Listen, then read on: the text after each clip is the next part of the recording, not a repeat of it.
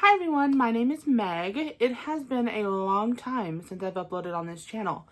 I think the last time I uploaded was last fall, which is kind of crazy, but welcome back and thank you if you've been here before. I really appreciate you. I saw my friend Lauren from Laura Loves Literature here on BookTube do this tag video and I thought that looks like a good time. I want to do that too. So in today's video, we're doing the end of the year book tag. I will make sure to tag both Lauren and the original tag creators down below in the description so you can check them out as well. Also, if I sound like I have the funk, it's because I'm getting over a cold, but you know, we move. It's fine. Anyway, enough yapping. Let's just get into these questions. Question 1 is, are there any books you've started this year that you need to finish? And I do have a few. I have been in the worst slump of my life this year. And it has been horrible. Not just with reading, but with life itself. I've just been going through it. So I've started many books and haven't finished many books. So yeah. Anyway, The Paris Apartment by Lucy Foley is one that I started way earlier in the year. I got about halfway through this bitch. Then I sat her down and didn't pick her back up. I do want to finish it because I loved what I had read. But, you know, we'll see if that happens, when that happens, whatever. This is kind of a cheat because I don't plan on finishing this book this year. And that is First Time Caller by B.K. Borison. I definitely plan to finish this because, like I said, I've read a little bit of it and I absolutely ate it up. But that being said, I definitely want to wait until maybe spring or summer of next year to read this. I'm just not in the mood for fluffy romances right now, and that's what this is giving. So, yeah. Definitely a soft DNF. I'm going to pick it back up as soon as I'm in the mood for it. But I don't want to read it when I'm not in the mood for it because then I'll rate it low. And it doesn't deserve to be rated low because it's a good book. At least what I've read of it so far is good. So, yeah. Okay, question 2 is, do you have an autumnal book to transition into the end of the year? Oh, I almost broke my nail. Anyway, I don't have one specific answer in mind for this. I would say maybe anything like romantasy or thrillers or even darker romances are what I'm in the mood for currently and what I usually am in the mood for around this time of year. I'm not ever really in the mood for like a super fluffy, cutesy romance around the fall and winter. I don't know why.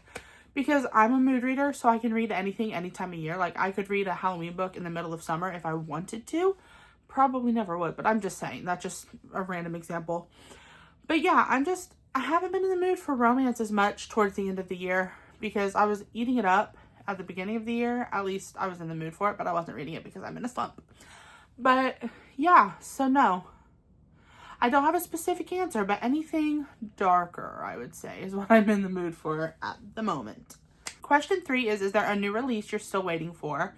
And honestly, no, I don't keep up with new releases as much as I would like to, or as much as I probably should. I could name a few authors like Abby Jimenez, for example, or Allie Hazelwood, Jennifer Lynn Barnes, authors that I love that I would love to read new books from.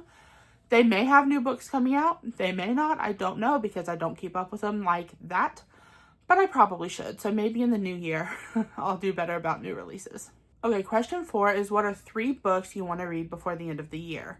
The first one is Daughter of No Worlds by Carissa Broadbent. I have heard next to nothing about this book. Maybe I'm looking in the wrong places. I don't know.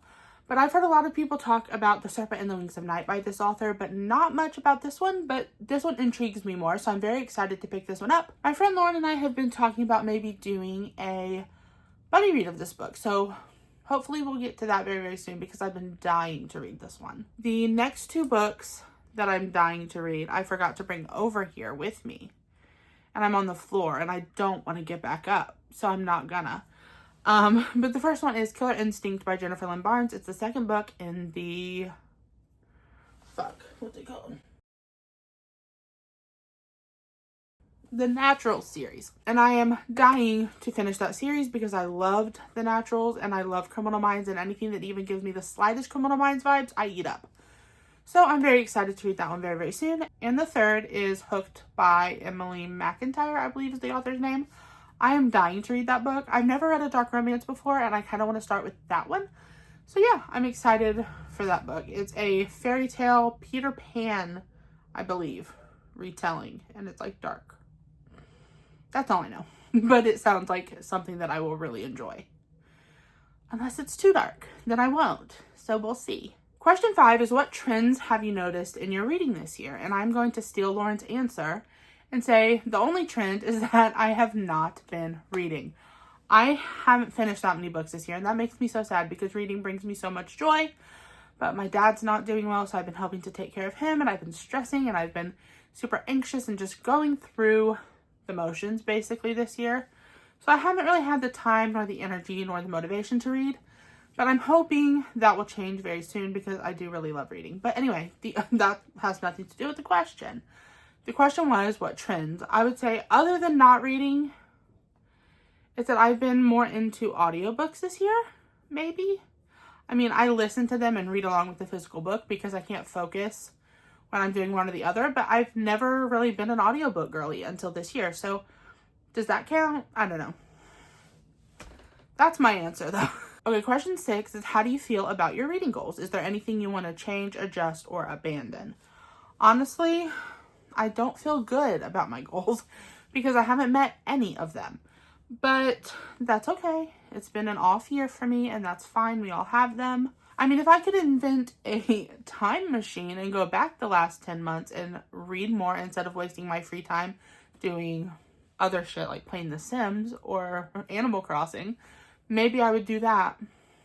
But that's not really possible, is it? This year has just been an off, weird year for my family, so I'm just abandoning any and all goals that I had set at the beginning of the year because there's no way in hell I'm going to reach any of them at this point. It's the end of October, basically, and yeah, it's just not going to happen this year. But hopefully next year will be much better. Speaking of, question 7 is, have you started making any reading plans for next year?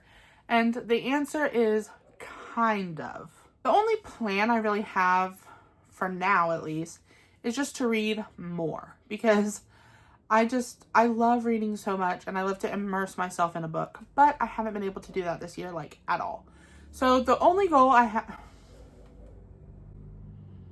hate loud cars. Anyway, the only goal I really have for 2026 is just to read a lot more books than I read this year. Even if it's only like 15 books, you know, that would satisfy me because I haven't read anywhere near that this year and it hurts my heart. So yeah, just to read more and read more quality over quantity because I want to enjoy myself when I'm reading. I don't want to be miserable reading shitty books, if that makes sense. So yeah. All right, guys, that was the final question. I really hope you enjoyed today's super simple video. I promise I have reading vlogs and more exciting content coming. I'm currently working on a vlog that I've been filming since freaking beginning of July.